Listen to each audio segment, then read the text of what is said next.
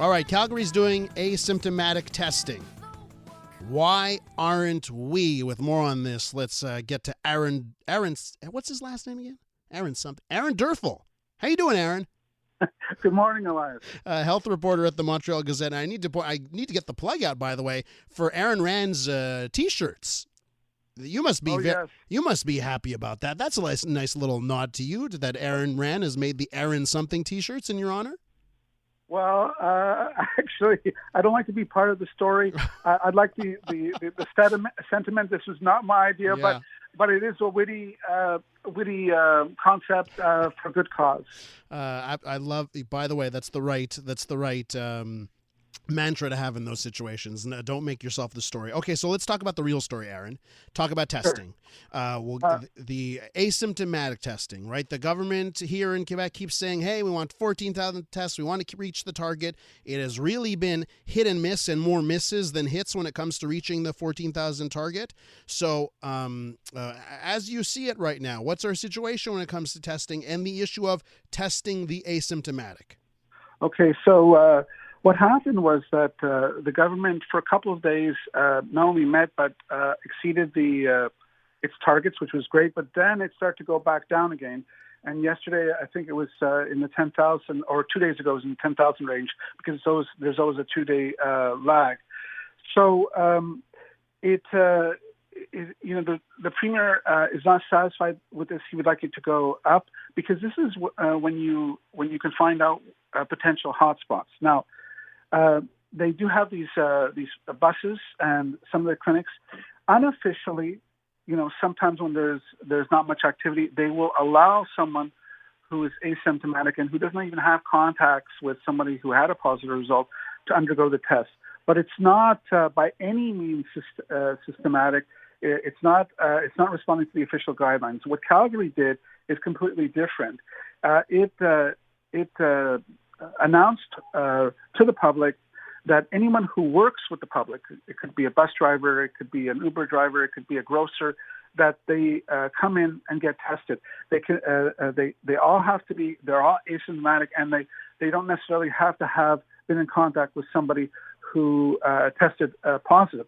And they found out that there were 49 cases where someone was asymptomatic and they tested positive. Why is this relevant in Montreal? It's relevant in Montreal for two reasons: because the city is the epicenter of the pandemic in the country, number one. Number two, the city public health department yesterday released for the first time the number of community infections. These are infections outside of hospitals, long-term care centers, and you're seeing that in a 1-week period that ended on May 25th, some increases in places like Park Extension and Côte St. Luc. And so it shows that even though community transmission island-wide did decline by 13%, this was basically last week, it has gone up in Côte St. Luc, Park Extension, and I think 3 or 4 other neighborhoods or boroughs.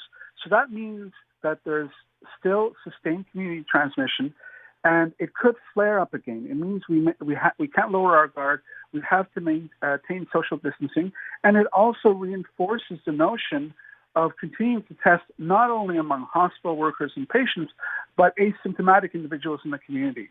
Does it come down to resources here, Aaron? Because if you have strained resources when it comes to testing, obviously you're going to prioritize those with symptoms, right? Is that the crux of this? Absolutely. It's resources on multiple levels: the chemical reagents, the swabs, the workers, and then what's known as the downstream processing, because it can take 12, 24 hours to process this.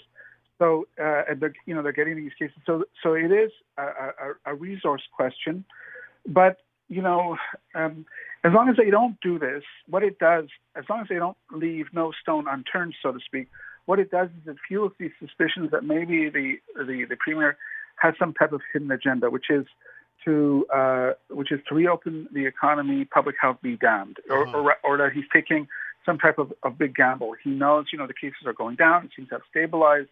Number of deaths in the long-term care centers, people are still dying tragically, but it's declining, and so he's gambling, and he's even used that word, bet, risk. Yes. That he can do this and manage to reopen the economy because the government the economy is in a deep recession. So that's his approach, and as long as they don't test that in the community, you're gonna have these suspicions.